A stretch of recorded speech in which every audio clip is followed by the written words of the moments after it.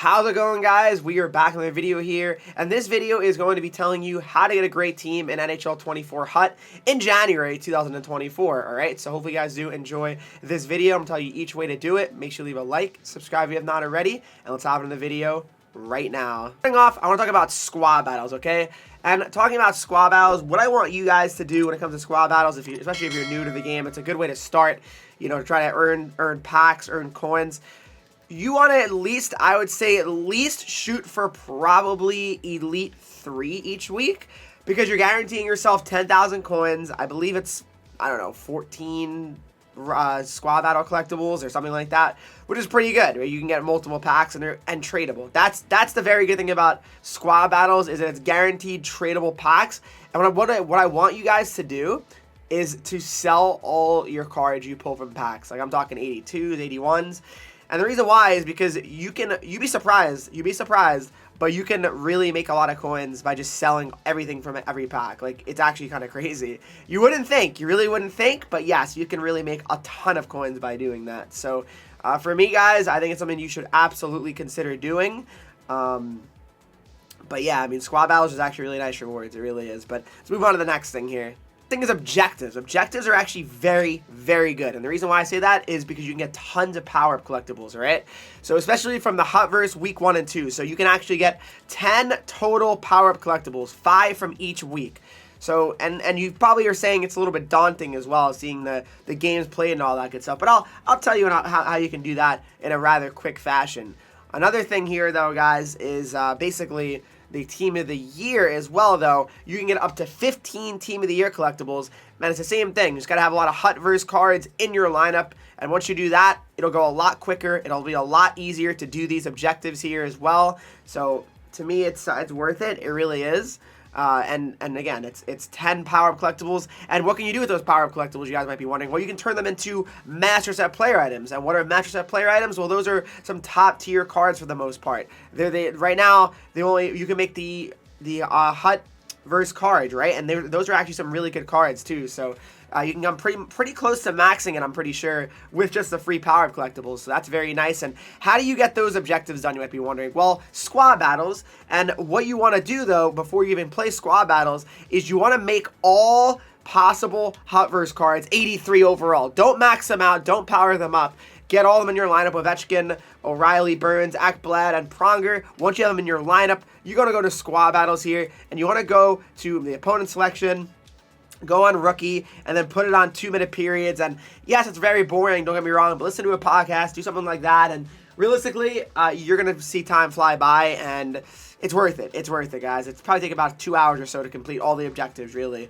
Same thing for HUT Moments, guys. Some people might not realize, but HUT Moments has a lot of rewards right now. And basically what that is especially in the Nations of Hockey one, that people might not realize, but in the Nations of Hockey moments right now, there are tons of power-ups. So right here, you get 1 power-up there. Here's another 2, 3, 4. So you get 4 power-up collectibles straight up right there, just from moments alone. So that's really not bad at all.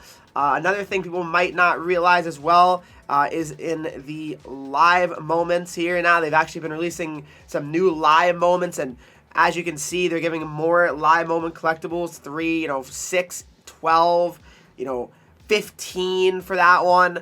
And you can trade those in, right? You can trade those live moment collectibles in. And what do I recommend you trade them in for? Well, probably for the live moments, there's really not many options. So you probably have to trade the live moment. Well, technically, if you're really that desperate, you could straight up get like a Casey Middlestat for literally 1 moment, basically. Or if you really want, you could, get Matt Duchene for 25 collectibles. But I'd probably recommend doing the diamond set. Doing the diamond set because, you can at least trade that in for a mini ultimate pack at some point, alright? So I think that's probably the play when it comes to moments, alright?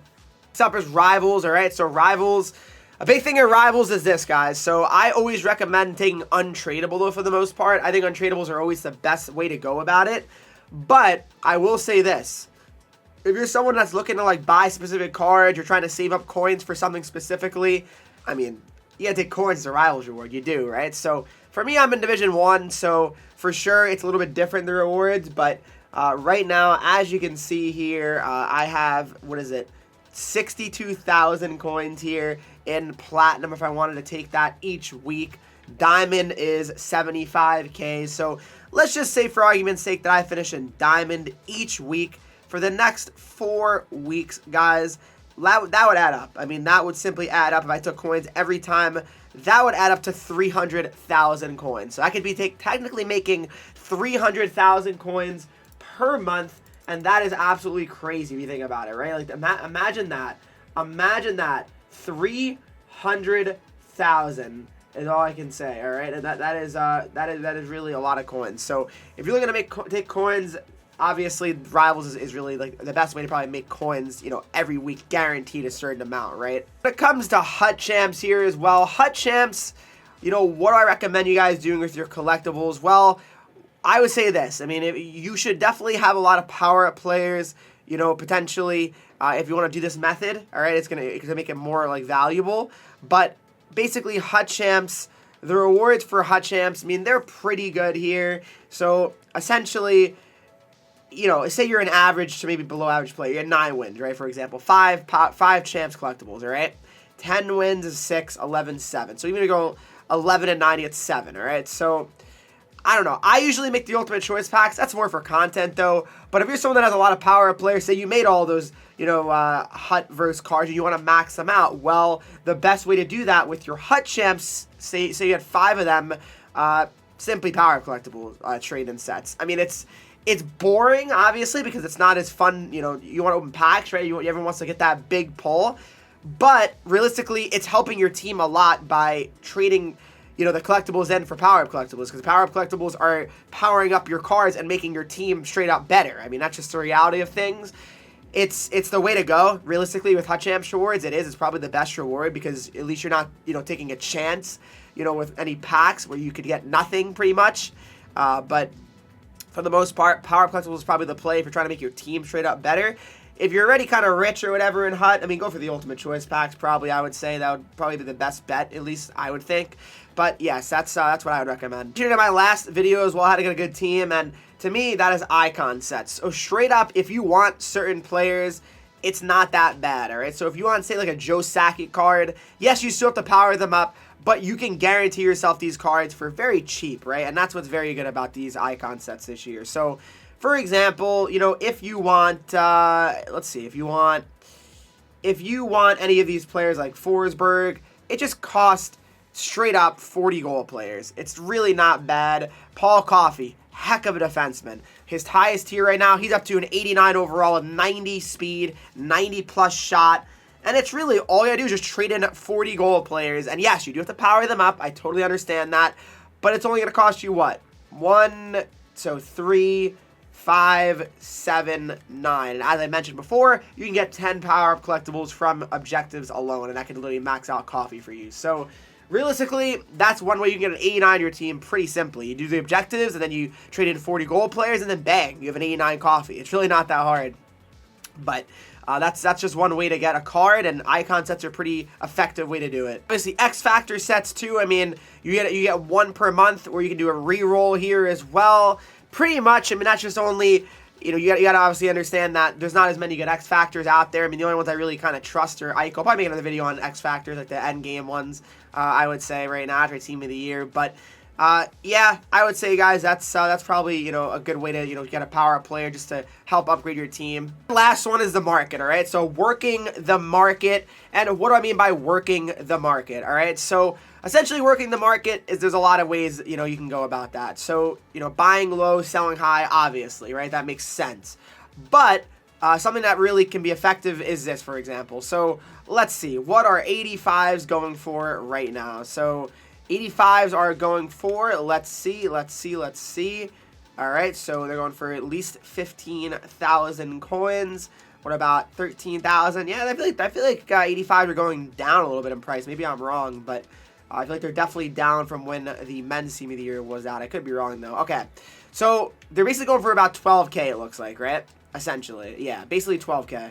So if you want to try to get potential steals, you want to put this buy now maximum on on that, right? On like 11,000 essentially, right? So put on like 11K. It's very boring, don't get me wrong, but you just pretty much just spam Y. Just keep waiting until a potential steal does pop up here. You could really make a lot of coins doing this, especially when people are opening pack rewards like on a squad battle Thursday. Forget about it. The amount of packs that are being opened and being put onto the market is crazy. So I think that's a very effective way to potentially, make coins, and that can help you also get a better team. So, yeah, that's something I recommend. And then if you want to do the 59th minute method, obviously what you want to do is put the amount of coins you have as a buy now maximum, right? Because, well, I mean, you can't buy anything more than that. 293K, for example. And then you can put whatever overall. You put X factors, and then just go to 59th minute, literally, and then just straight up just try to, place bid, and then go back, and then the market refreshes, and you'll see a card pop up, and you can get the steals, all right? So that's kind of my tips and tricks of how to get a better team right now in Hut. Rush, I almost forgot about Rush. I mean, Rush, you can get a few decent things. I mean, honestly, you're not getting anything, like, spectacular probably from Rush, honestly, but it is, like, decent, like, extra little stuff to get, right? And you do get the Rush collectibles, which in turn, you can turn those in for diamond collectibles as well. So it's really not anything special, Rush. The main real reward here is just getting, like, random gold cards, maybe a chance of getting an X Factor. And the Rush collectibles are actually okay. An Elite Pack and a Power collectible, it's okay at the end. But realistically, nothing to get, like, so excited about. But come on, to me, those are the best ways to get a pretty good team in Hut as of January. All right, guys? So hopefully this helps you guys out. All right, hope you guys did enjoy this video. I know some of you guys might be saying, well, Henreek, I've seen this video already. Well, some people are new to the game, but just got the game at Christmas.